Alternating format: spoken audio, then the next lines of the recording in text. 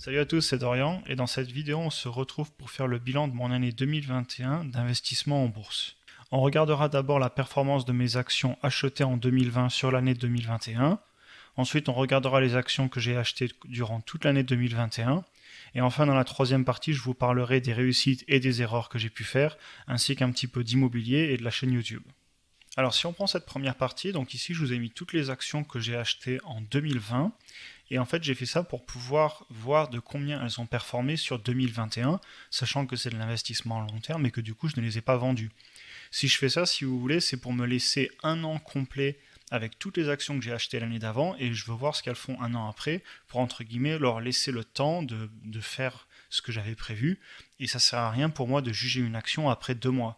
On le verra dans la deuxième partie de la vidéo quand je vais vous montrer les actions que j'ai achetées en 2021, donc cette année.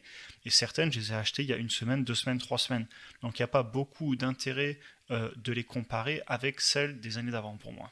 Évidemment, je dis on ne peut pas les comparer dans cet exercice précis. Par contre, si on regarde mon portefeuille de façon globale, quand je vous fais souvent des revues de portefeuille, là je mets toutes les actions ensemble pour vous montrer la totalité des actions que je possède.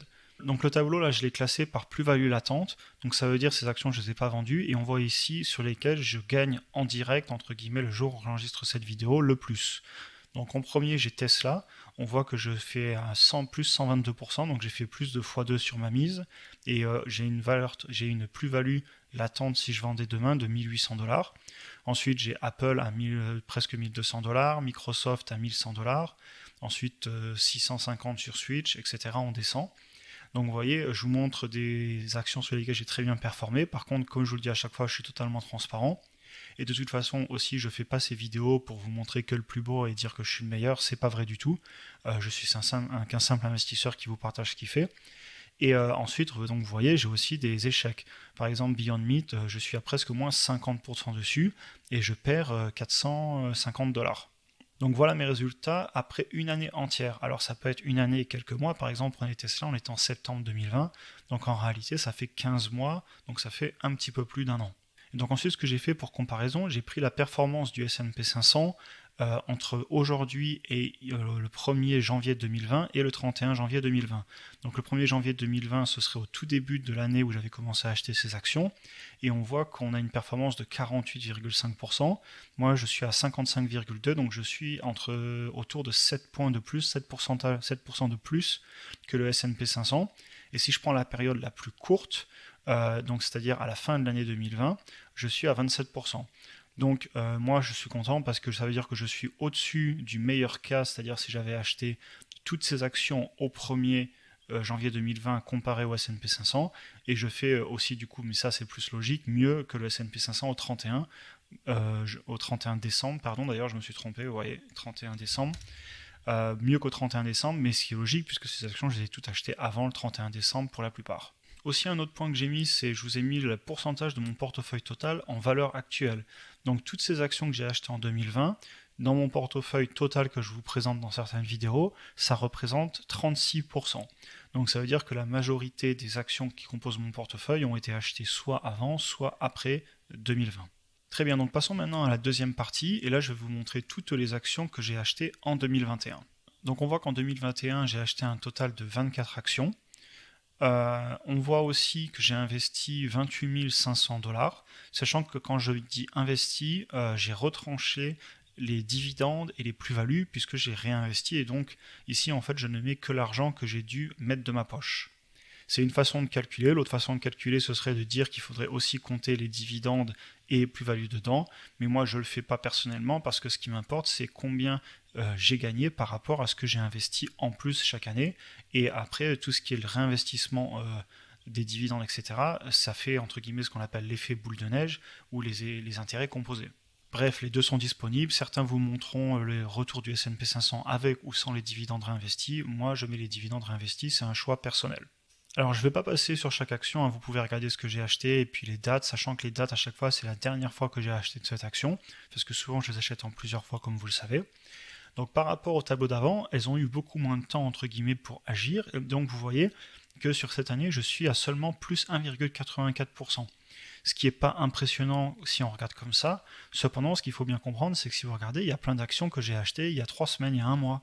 Donc c'est aussi normal que je ne sois pas autant à la hausse, voire même que je sois très à la baisse sur certaines, tout simplement parce que pour moi c'est du long terme et il faudra re-regarder dans 5 ans. Donc dans 5 ans, ce qu'il faudra que je fasse, c'est qu'il faudra que je prenne ces actions que j'avais achetées en 2021 et que je regarde seulement celles de 2021, qu'est-ce qu'elles valent 5 ans plus tard. Et j'espère que dans 5 ans, le pourcentage ici aura très largement augmenté. Donc vous voyez, j'ai quand même beaucoup investi cette année. Si on regarde, ça représente 56% de tout mon portefeuille.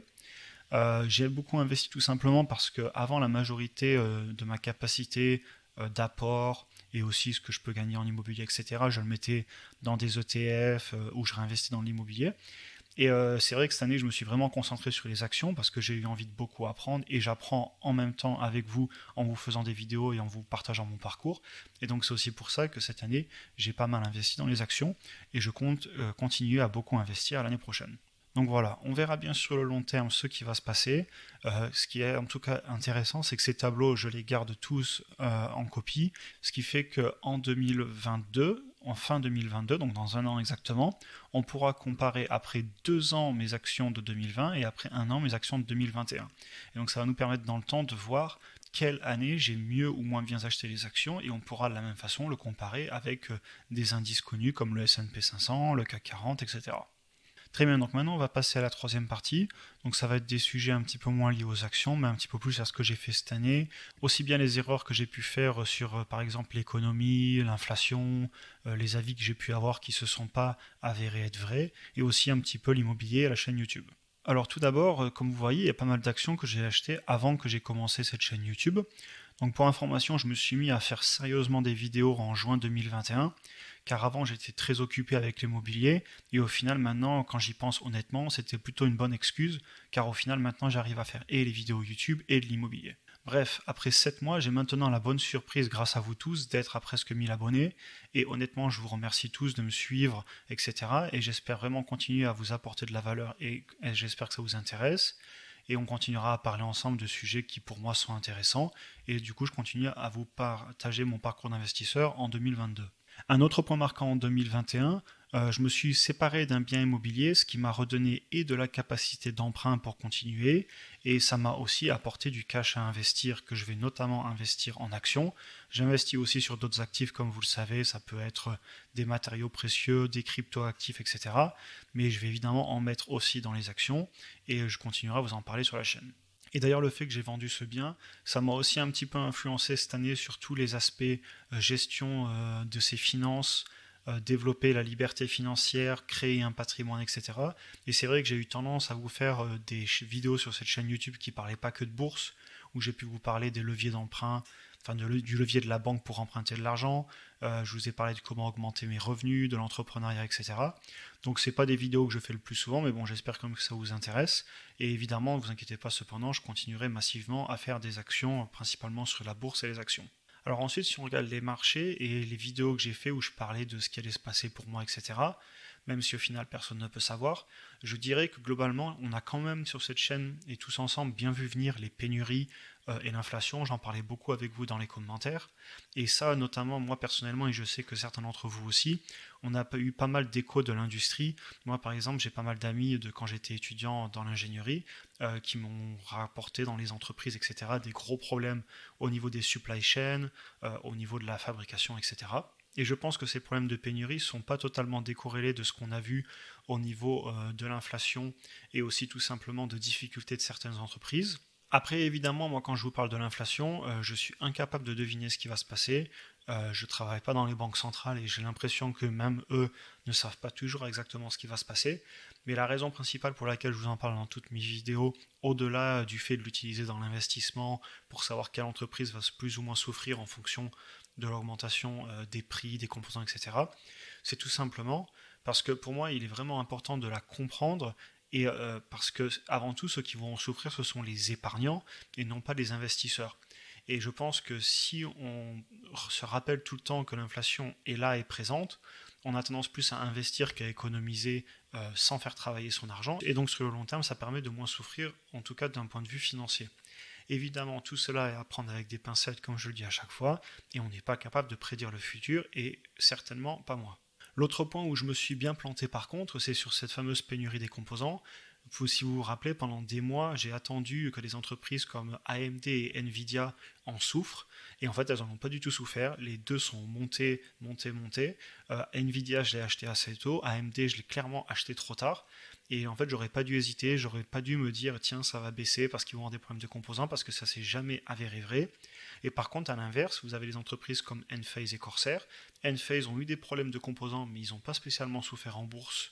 Du moins, leur baisse qu'il y a eu il n'y a pas longtemps, je pense pas que ce soit lié à ça. Alors qu'à l'inverse, Corsair en a énormément souffert. Et ils ont eu même des problèmes de livraison et une énorme augmentation de notamment leurs frais aériens pour recevoir les composants au plus vite. Et donc, leur marge brute et nette a fortement baissé, comme on en avait parlé dans une vidéo. Donc voilà globalement mon petit bilan pour 2021. Je pense qu'au fur et à mesure de l'année 2022, on continuera à regarder tous ces aspects économiques, bourse, etc. Puis on en parlera tout le long des vidéos. Et ainsi évidemment pour 2022, on continue l'investissement en bourse et les vidéos sur la chaîne YouTube. Et je vais aussi personnellement travailler sur de l'immobilier et continuer à suivre l'économie et à apprendre toujours plus sur tout ce qui est économie, inflation, industrie et les entreprises de façon générale. Sachant que personnellement, j'adore étudier les entreprises parce que ça me fait découvrir de nouveaux business models et c'est quelque chose qui vraiment me passionne. Aussi à titre plus personnel, j'en parlerai certainement moins sur YouTube, je continuerai à beaucoup étudier tout ce qui est crypto-actif, toutes ces nouvelles technologies. Et évidemment aussi, comme chaque année, je continue à travailler sur tous ces aspects développement personnel, entrepreneuriat, et tout autre sujet qui m'aide à assouvir ma soif d'apprendre et de partager. Et c'est aussi pour ça du coup que je continuerai à vous faire des vidéos. Des fois il y a peut-être des sujets qui vous plairont plus ou moins. Honnêtement, s'il y a une vidéo qui ne vous plaît pas, n'hésitez pas à ne pas la regarder, il n'y a pas de souci. Et comme ça vous voyez selon les thématiques qui vous plaisent, ce que vous regardez ou pas. Très bien, j'en ai fini avec cette vidéo et ce bilan sur 2021. Comme d'habitude, n'hésitez pas à me dire dans les commentaires ce que vous en avez pensé, quel est votre avis, quel a été votre bilan de cette année et vos objectifs pour l'année prochaine. Et sur ce, on se retrouve comme d'habitude pour la prochaine vidéo et je vous souhaite une bonne fin de semaine.